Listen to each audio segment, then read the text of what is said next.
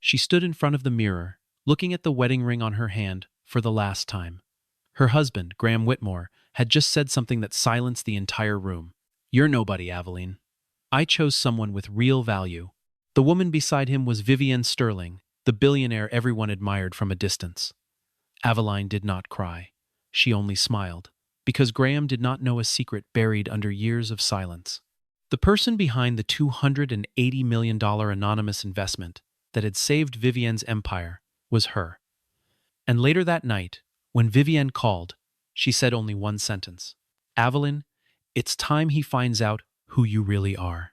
Aveline Monroe was not the kind of woman who filled a room the moment she walked into it. She was 37, quiet, dressed in simple fabrics that never asked for attention, and she had spent most of her adult life standing slightly behind other people. She never raised her voice in an argument.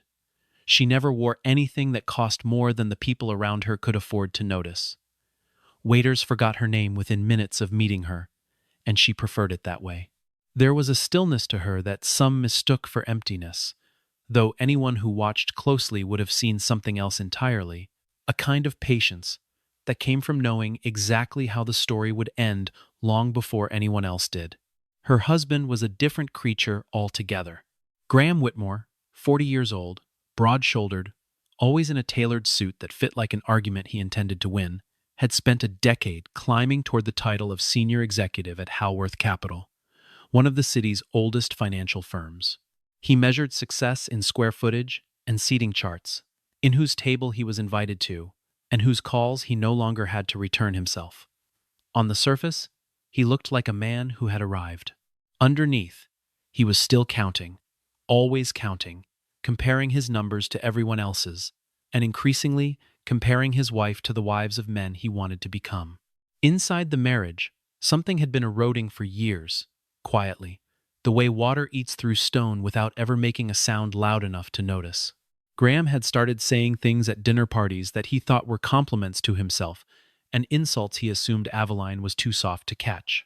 He told colleagues that Aveline had no ambition, no status, nothing that photographed well beside his own rising profile. He never mentioned the nights she had quietly covered his gambling losses 2 years into their marriage, or the introductions she had made that opened doors he still walked through without remembering who unlocked them. Aveline never brought any of it up either. She simply watched him take credit for things and let him. It was around this time that Graham began mentioning a name more and more often at dinner, in the car, in his sleep. Vivienne Sterling was the chief executive of Sterling Dominion Group, a woman whose face appeared on the cover of business magazines with headlines calling her a visionary, a disruptor, the kind of billionaire who built her own fortune instead of inheriting someone else's name. Graham spoke about her the way other men spoke about mountains they intended to climb. "Vivienne belongs to a different world," he told Aveline one evening, not quite looking at her when he said it. "A world I'm supposed to be in." Aveline only nodded and kept setting the table, because there was nothing yet worth saying. Their marriage had begun 9 years earlier, in a small courthouse ceremony that neither of their families had made much fuss over. Back when Graham was still a mid-level analyst chasing his first promotion, and Aveline was already quietly closing her first major sale. In those early years, he had leaned on her more than he would ever admit later, calling her from stairwells before big presentations, asking her to read his emails twice before he sent them, trusting her instincts in ways he stopped acknowledging once his own title grew long enough to fit on a business card. Somewhere along the way, gratitude had curdled into entitlement, the way it sometimes does in people who forget how they got somewhere and start believing they walked the entire distance alone. There were small things that a more suspicious husband might have noticed. Encrypted emails arrived on Aveline's phone at odd hours, subject lines stripped of anything identifiable, senders listed only by initials. She kept a private office on the 3rd floor of their house that she called, simply, her workroom, and she never once invited Graham inside it. When he asked what she did in there for hours at a time, she would say something vague about consulting, about old clients from before they married, and he would lose interest before she finished the sentence, because losing interest in Aveline had become a habit he no longer noticed himself practicing. The end arrived on an ordinary Tuesday, the kind of day that gives no warning of the shape it is about to take. Graham came home early, set a folder of papers on the kitchen table without removing his coat, and told her he had met someone more suited to the life he was building. Aveline looked past him to a magazine on the counter, open to a page where Vivienne Sterling's signature sat beneath a printed statement about the future of the company she led. She did not ask who the woman was. She already knew. She only asked one question, quiet and level, the kind of question that should have made him hesitate and did not. "Are you sure?" Graham, mistaking her calm for defeat, smiled and told her that he had never been more certain of anything in his life. Across the city, in an office on the 52nd floor of a glass tower that bore her family name, Vivienne Sterling was fighting a war that most of the world did not yet know had started. Sterling Dominion Group, the empire she had built from nothing over 15 years, was standing at the edge of collapse. A technology division she had championed against her own board's objections had failed spectacularly, burning through capital faster than anyone had projected. The banks that once competed for her business had grown cautious, then cold, then silent. Shareholders who had trusted her instincts for a decade began quietly selling their positions, and the financial press had started using words like overextended and reckless in sentences that contained her name. Then, without warning, an anonymous investor appeared. No press release announced it. No handshake photograph circulated. A private fund, structured through 3 layers of holding companies designed specifically to obscure its origin, wired $280 million into Sterling Dominion at the precise moment the company needed it most. Vivienne had never met this investor. Her lawyers had never met this investor. All she had was a code name buried in the fund's correspondence, 3 words that had become, in her private thoughts, something close to a prayer.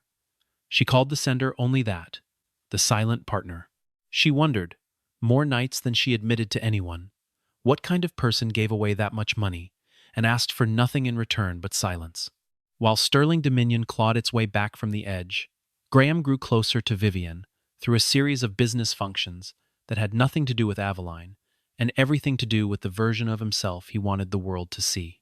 He began to believe, with the particular confidence of a man who has never once been told no by life, that marrying Vivienne would finally place him among people whose names meant something.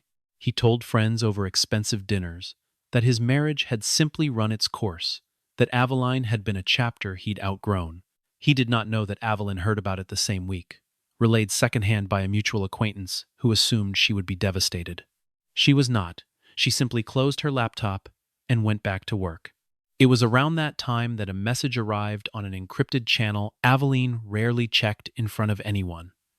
The sender identified themselves only as counsel for Sterling Dominion Group.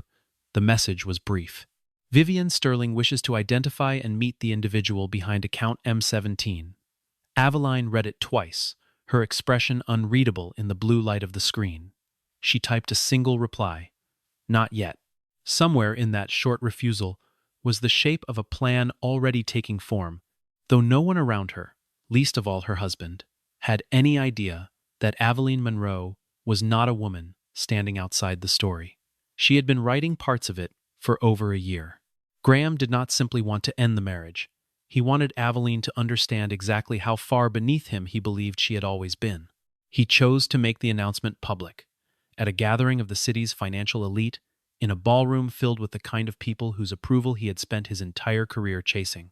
He walked in with Vivienne Sterling on his arm, her presence alone enough to turn every head in the room, and he steered her directly toward the corner where Aveline stood, holding a glass of water she had not touched. "Vivienne can walk into any room in the world," Graham said, loud enough for the nearby tables to hear.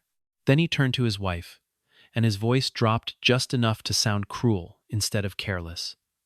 "And you don't even know which room you belong in." Behind the calm surface Aveline presented to the room, something older stirred. Memories of years spent absorbing small cruelties disguised as jokes, comments about her clothing, her quietness, her lack of interest in being seen. She had learned, long before Graham ever met her, that the world rewarded certain kinds of loudness and mistook silence for absence. And she had made her peace with that distortion by building an entire life inside it, a life so private that even her own husband had never once thought to ask what filled her days. Standing there, watching him perform his cruelty for an audience of strangers, she felt nothing break inside her, because everything that could have broken had already been reinforced years earlier, quietly, on her own terms. Vivienne felt something tighten in her chest at the way he spoke, a discomfort she could not yet name, because she did not know the woman standing in front of her, only the humiliation being performed for an audience. Aveline did not argue. She did not raise her voice or ask him to reconsider in front of witnesses. She simply reached down, slid the wedding ring from her finger, and placed it gently on the small table beside her untouched glass. "You wanted freedom," she said, her voice even and unhurried. "I'm giving it to you." Graham laughed, a short, satisfied sound, certain that he had won something significant, though he could not have said, if pressed, exactly what that victory was supposed to feel like once the room stopped watching. The details of the divorce moved quickly after that. Graham's attorney informed him that a division of assets would follow standard procedure, and Graham assumed, with the same confidence that had carried him through every wrong assumption of his adult life, that there would be almost nothing of consequence to divide. He pictured Aveline walking away with a modest settlement and an apartment somewhere unremarkable, a footnote in the story he was already telling himself about his own rise. Instead, Aveline's attorney delivered a single line that made Graham's expression falter for the first time all evening. "Miss Monroe is not requesting a division of assets." Graham blinked, caught somewhere between confusion and suspicion. "What is she planning to live on?" he asked. And no one in the room offered him an answer, because Aveline had already walked out. In the back seat of the car that carried her away from the ballroom, Aveline opened a laptop she had carried in a plain leather bag all evening. The screen illuminated her face in the dark interior, and across it, in clean black text, sat a private equity portfolio summary. The number at the top read $1,840,000,000. Beneath it, in the space-marked beneficiary, was her own name. She closed the laptop without any visible reaction, the way a woman closes a book she has already finished, already knows the ending to, and is simply waiting for everyone else to catch up. In the weeks after the failed technology division nearly sank the company, Vivienne had stopped sleeping through the night, running projections at 3 in the morning, staring at spreadsheets until the numbers stopped, meaning anything at all. She had built Sterling Dominion out of a small consulting practice with 2 employees and a rented office above a bakery, refusing every offer of family money along the way, determined to prove that her success belonged entirely to her. Watching that same company teeter on the edge of collapse felt, to her, like watching a decade of refusal come apart in a single fiscal quarter, and there were nights she genuinely believed the anonymous wire transfer that saved her was the closest thing to a miracle she would ever personally witness. What Graham never bothered to learn about his wife, in 9 years of marriage, was the life she had built before he ever met her and had quietly continued building beside him the entire time. Aveline had founded a financial analytics firm in her late 20s, sold it years later for a sum that changed the entire trajectory of her future, and then made a deliberate choice that surprised even the people who thought they knew her best. She walked away from public recognition entirely. She began investing privately, carefully, through structures designed to keep her name out of headlines and out of boardrooms. She did not attend galas. She did not sit for magazine profiles. She wanted nothing that came with a spotlight, because she had learned early that the spotlight asked for things she was not willing to give. Long before any other investor took Sterling Dominion Group seriously, Aveline had seen something in Vivienne's vision that the rest of the market had missed entirely, a pattern in the way the company balanced risk against ambition that reminded her of decisions she herself had once made and been mocked for. She committed $280 million to the company on 4 conditions, each one non-negotiable. Her name would never be disclosed. She would hold no board seat. She would exercise no direct operational control.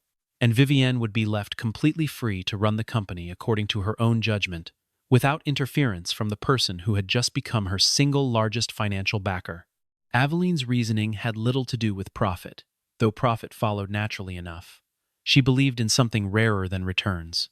She believed in Vivienne's refusal to build her empire on inherited wealth or family connections, in the particular, stubborn insistence on doing it herself, in an industry that rarely rewarded women for insisting on anything.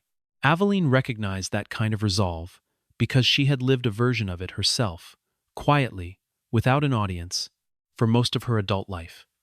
Investing in Vivienne, she often thought, had never really been a financial decision at all. It had been a form of recognition between two women who had learned, separately, how to be underestimated and still win.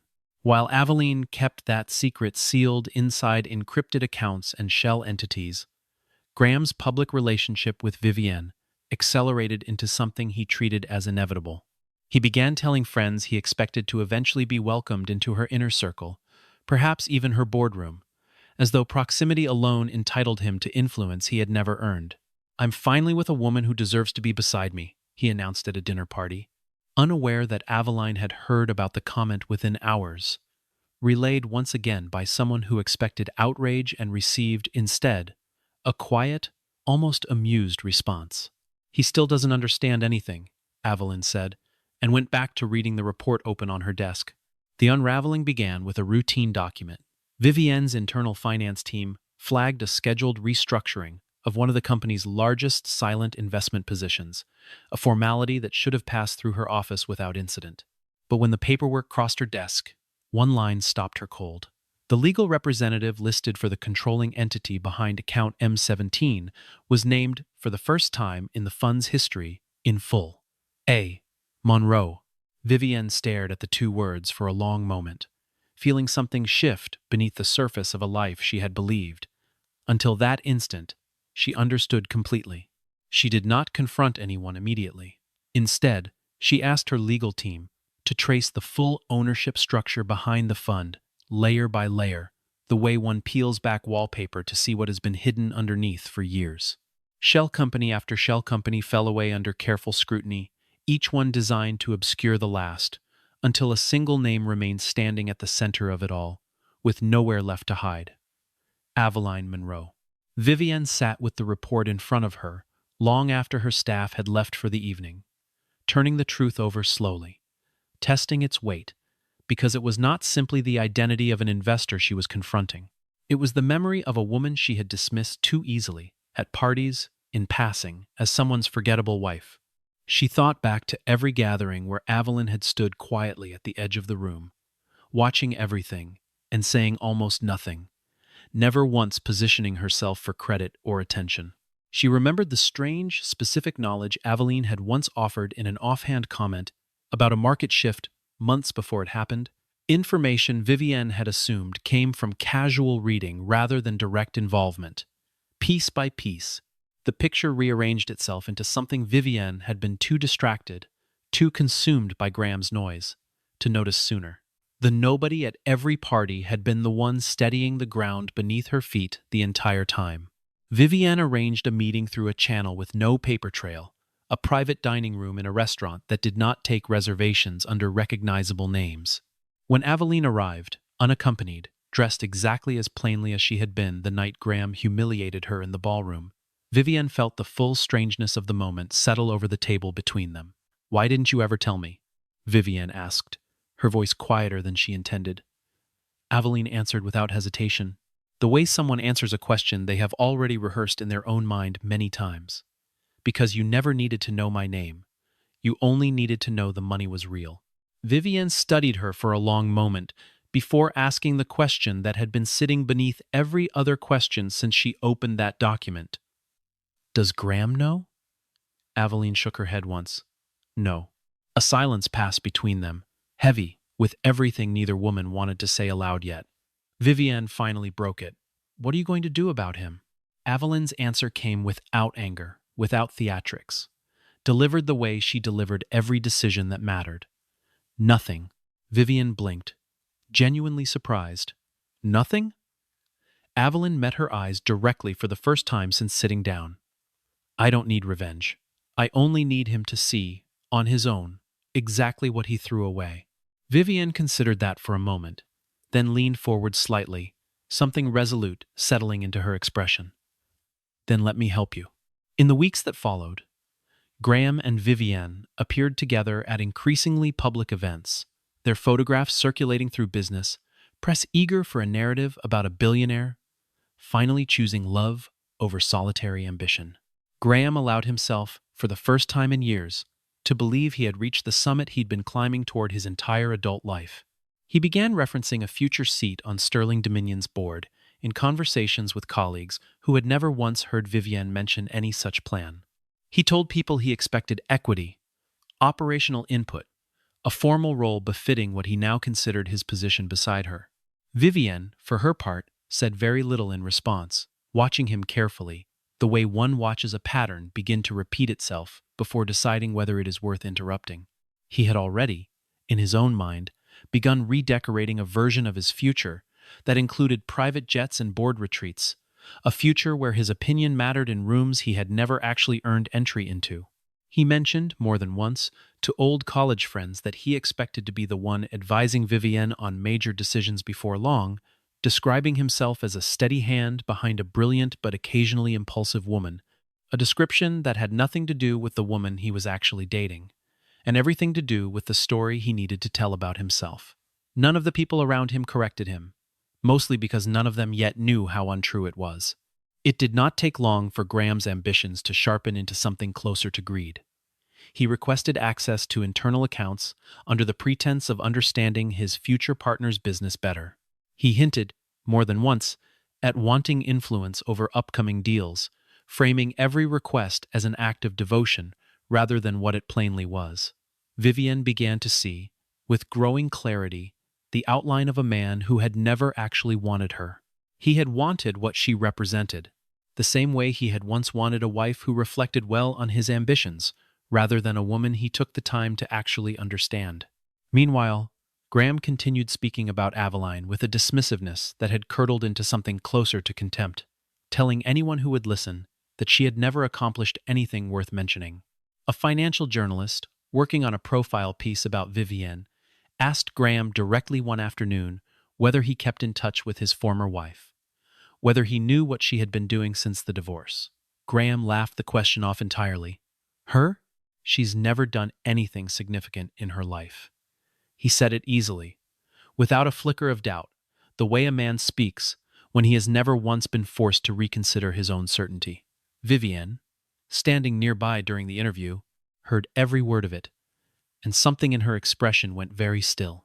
She looked at Graham for a long moment afterward, longer than the comment warranted, the way one looks at a stranger whose mask has just slipped. Not long after, Vivienne's legal counsel called her with an urgency she rarely heard in their voice. "We've found something you need to see immediately." When she opened the file they sent, Aveline's name appeared not in a single obscure line this time, but woven through the entire ownership structure of the company she had spent 15 years building. Every silent investment, every rescue capital injection, every strategic position that had quietly kept Sterling Dominion afloat during its darkest quarter, traced back to the same source. Vivienne closed the file slowly, and for the first time in months, she allowed herself a small, deliberate smile, because she finally understood exactly how the next chapter of this story was going to unfold, and she intended to make sure Graham was standing in the room when it did. Sterling Dominion Group held its annual shareholder meeting in a hall large enough to seat every investor, journalist, and board member with a stake in the company's future. Graham arrived in a suit tailored specifically for the occasion, seated himself beside Vivienne with the visible satisfaction of a man who believed he had finally arrived at the destination he'd been chasing his entire career. He imagined this room as his formal introduction to a world of billionaires and decision-makers, a stage on which his transformation would finally be witnessed by the people who mattered most to him. He had no idea he was about to watch someone else's story unfold instead of his own. Vivienne stepped up to the podium as the room quieted, her presence commanding attention without effort, the way it always did. "Today," she began, her voice carrying easily to the back rows, "we are going to publicly acknowledge the investor who saved this company." A murmur moved through the crowd, and Graham smiled to himself, already imagining which distant billionaire's name was about to be revealed, already calculating how proximity to that reveal might reflect well on him. Vivienne let the silence stretch for exactly as long as she needed it to, before turning her gaze toward the entrance at the back of the hall. Aveline walked in without an escort, without jewelry that announced anything, dressed in a dark, tailored suit that carried its own quiet authority. There were no bodyguards trailing behind her, no entourage clearing a path. She simply walked forward, calm and unhurried, while the room began to stir with confused whispers. Graham rose halfway out of his seat before he fully registered what he was seeing. Aveline? The single word left his mouth like a question he could not finish forming. Vivienne turned toward the audience and delivered the sentence that would end whatever version of himself Graham had spent the last several months constructing. I'd like to introduce the individual who invested $280 million into Sterling Dominion Group at the moment we needed it most. Graham could not speak. His mouth opened, and nothing came out. The practiced confidence that had carried him through every room of his adult life suddenly nowhere to be found. Vivienne continued, her voice steady, deliberate, each word landing with the precision of something she had rehearsed carefully in advance. And the individual who currently holds the single largest economic interest in this company, behind her. A screen illuminated with a single line of clean white text against a black background. Aveline Monroe, lead investor. Graham stared at the letters, as though staring might somehow rearrange them into something less devastating. His face drained of color, and for the first time since anyone in that room had known him, he had absolutely nothing to say. The silence that followed lasted longer than anyone expected, thick enough that Graham could hear his own pulse in his ears. He finally found his voice, though it came out smaller than he intended. That's not possible. Aveline stood perfectly still, her expression calm, almost gentle, in a way that made the moment feel somehow worse for him than open anger would have. You told me I was nobody, she said, her voice carrying easily across the hushed hall. Graham tried to recover, grasping for footing that had already disappeared beneath him. I didn't know. I never would have said any of it if I'd known. Aveline let the words settle before answering. That's exactly the problem. Vivienne stepped forward and stood beside her, formally confirming for the room every detail of the investment, the timeline, the terms, the silence that had protected it until this exact moment.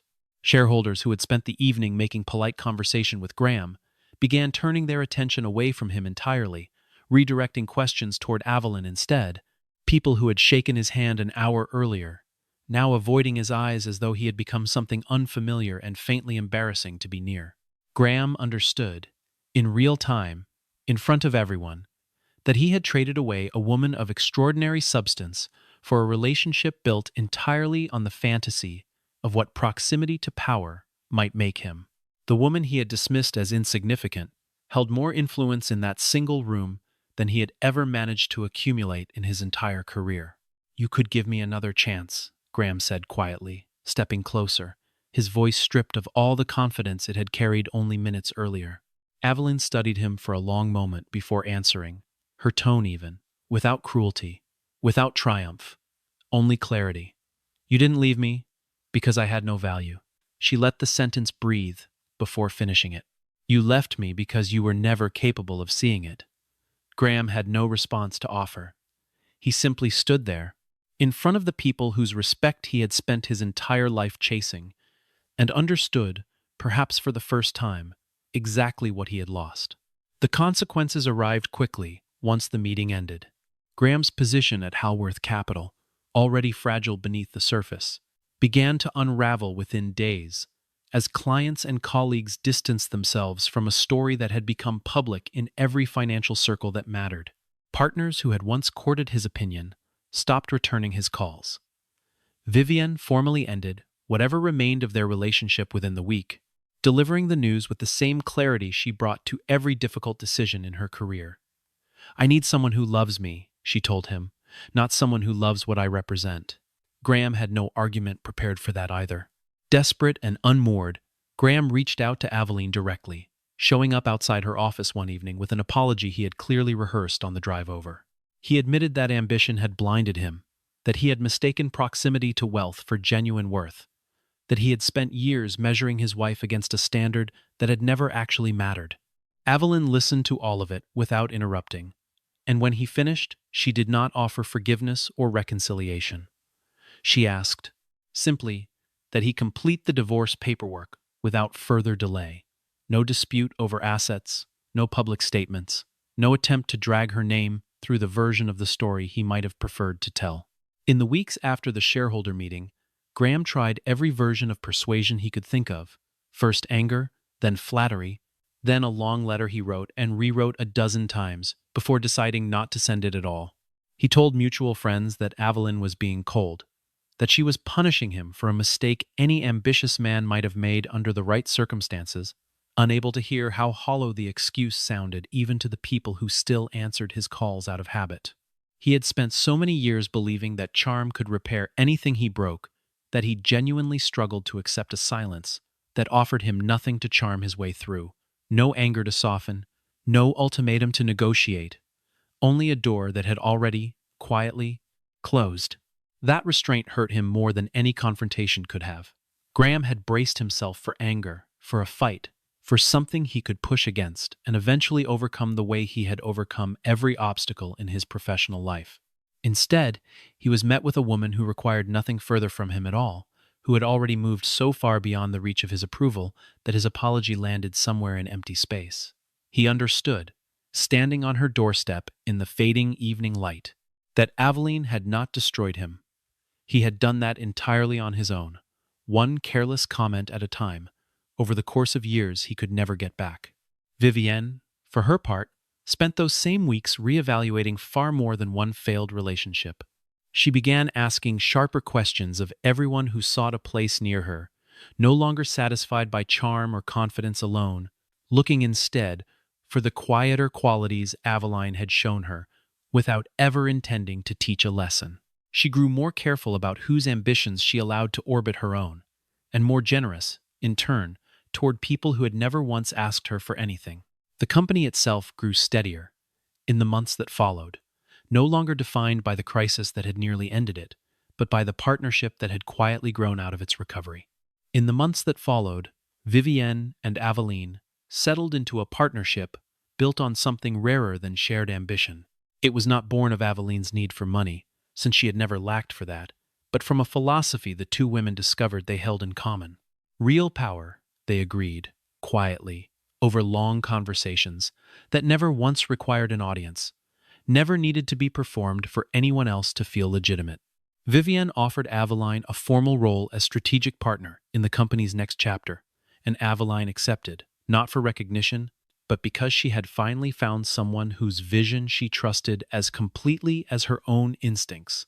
Several months later, Aveline had become one of the most respected private investors in her field, her name now known within certain circles, though she still avoided every camera pointed in her direction.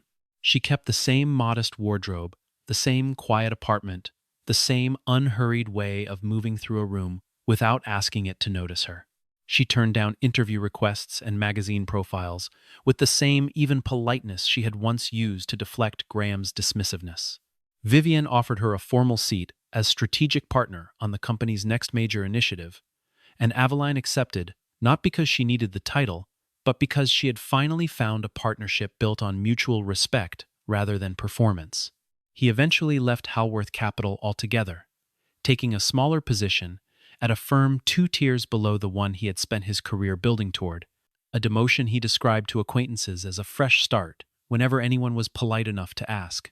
He moved into a rented apartment considerably smaller than the home he and Aveline had shared, and he found, in the quiet of those unfamiliar rooms, an unfamiliar kind of stillness he had spent his whole life avoiding. There was no one left to perform his ambitions for, no dinner party audience to measure his rise against, only the sound of his own choices catching up with him one evening at a time. Graham, meanwhile, was living an entirely different life than the one he had imagined for himself in that crowded ballroom. He came across an article one evening, scrolling through headlines out of habit rather than intention, and stopped when he recognized the name in the title. The anonymous investor who quietly built a billion-dollar empire. He read it slowly, all the way through, studying a photograph of Aveline that had clearly been taken without her posing for it, unguarded, focused on something just outside the frame. He sat with the article longer than he expected to. The anger he thought he would feel never arrived. What settled into its place instead was something quieter, heavier, harder to shake off before sleep. Regret, plain and unglamorous, the kind that offers no resolution, only company. People who had known Aveline only as Graham's quiet wife found, in the months that followed, a version of her they had never bothered to look for closely enough to see. Colleagues who once forgot her name within minutes now sought her opinion in rooms where opinions carried real weight, and she offered it the same way she offered everything else, sparingly, precisely, without any interest in being thanked for it afterward. She never once mentioned Graham in these rooms, never used his name to explain her own rise, because her rise had never actually depended on him leaving. It had simply been waiting, patiently, behind a door he had never thought to open. On a clear evening months after the shareholder meeting that changed everything, Aveline stood in front of a wall of glass overlooking the city, watching the lights come on one by one as the sky darkened behind them. Vivienne joined her, 2 glasses in hand, and asked the question she had been holding on to for a while, unsure whether it was hers to ask. "Do you ever think about going back?" Aveline considered it for a moment, not because she needed time to find the answer, but because the question deserved to be treated with care. "No," she said finally, simply. Vivienne studied her profile against the darkening window. "Why not?" Aveline reached into her bag and withdrew a small box, opened it briefly, and looked down at the wedding ring resting inside. The same one she had placed so calmly on that table months earlier. "Because I spent too many years trying to prove that I deserve to be loved." She closed the box gently, the click of the lid soft in the quiet office. "Now, I only need to live the life I already deserve." Vivienne said nothing, only nodded, understanding that some sentences did not require a response, only witness. Outside the window, the city continued its slow transformation into night, indifferent to everything that had happened inside that room, and utterly unaware that somewhere within it, a woman once called, nobody had finally stopped needing anyone's permission to know exactly who she was. The story that followed Aveline Monroe through the following year was never framed as a woman defeating the man who left her. It was something quieter than that, something that resisted the shape of a simple revenge, because Aveline had never wanted revenge in the first place. It was the story of a woman who had spent nearly a decade allowing herself to be underestimated, who had built an empire in silence, while standing beside a man who never once thought to ask what she did behind a closed office door, and who finally, without raising her voice, without needing an audience, let the truth speak in her place. Graham had called her nobody in front of a room full of witnesses. In the end, it was that same room, filled with the same witnesses, that watched her become exactly who she had always been. There is a particular kind of power that never needs to announce itself, that moves through a room without asking permission to be noticed, that measures its worth not by how loudly it is praised, but by how steadily it stands when everything else falls apart. Aveline Monroe had carried that kind of power for years, before anyone thought to name it, folded quietly into encrypted accounts and unmarked office doors, waiting not for recognition, but for the right moment to matter. Graham had spent his life chasing rooms he believed would finally make him feel important, never once realizing that the most important room he would ever stand in was the one he walked out of every evening past a woman he never bothered to truly see. By the time he understood what he had lost, the door behind him had already closed, quietly, the way Aveline closed every door that no longer served her, without anger, without spectacle, simply because she had somewhere better to be.